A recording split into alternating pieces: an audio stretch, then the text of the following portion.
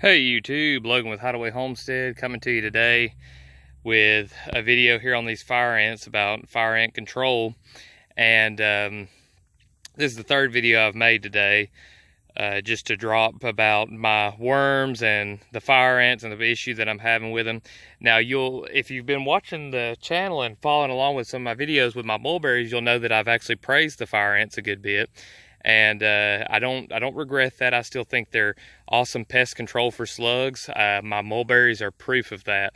So I think they have their place, but there's times where they're in places where you don't want them, like a worm bed. And as you can see, I accidentally brought a worm over here because I had one on my shovel. I think this is the bed they're coming from, and they're attacking that poor little worm. But he's about to be put out of his misery too.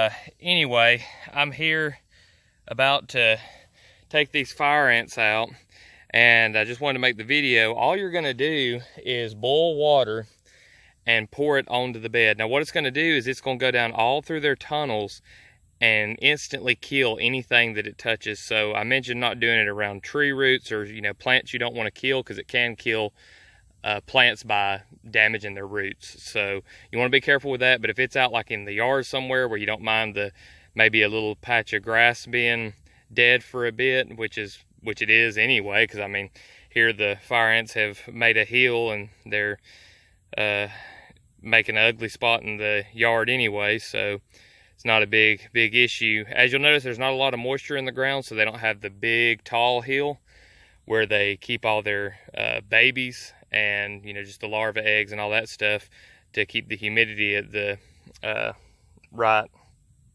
percentages. But so they've moved down some. So what we're going to do is we're going to take this little kettle here that I've had over the fire, and it was whistling real hot, so we're going to pour it down in these tunnels and kill these fire ants.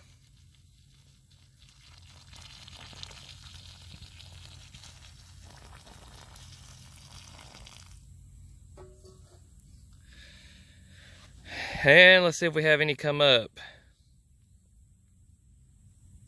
Yep, I'm not seeing any. So we know it did its job.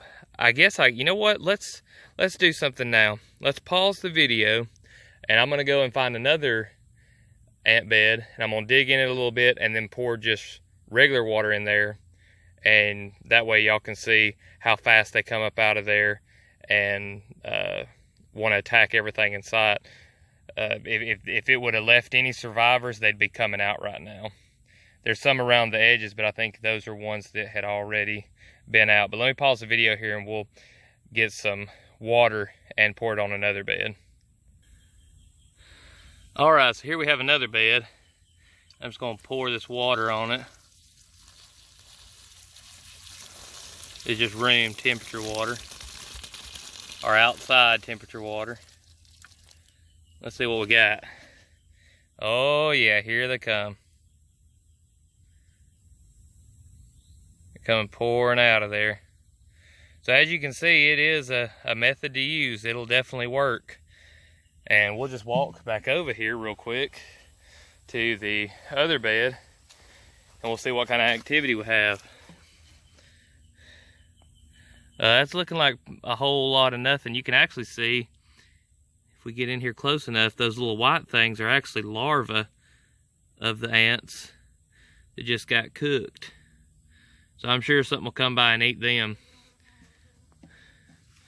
But anyway, quick little hack there. Now, some people will probably be like, well, just use poison or just use a bait. I don't know why you don't do that. I just don't like poisons. I don't like baits. I like keeping ecosystems intact and trying to get rid of pests when we absolutely have to.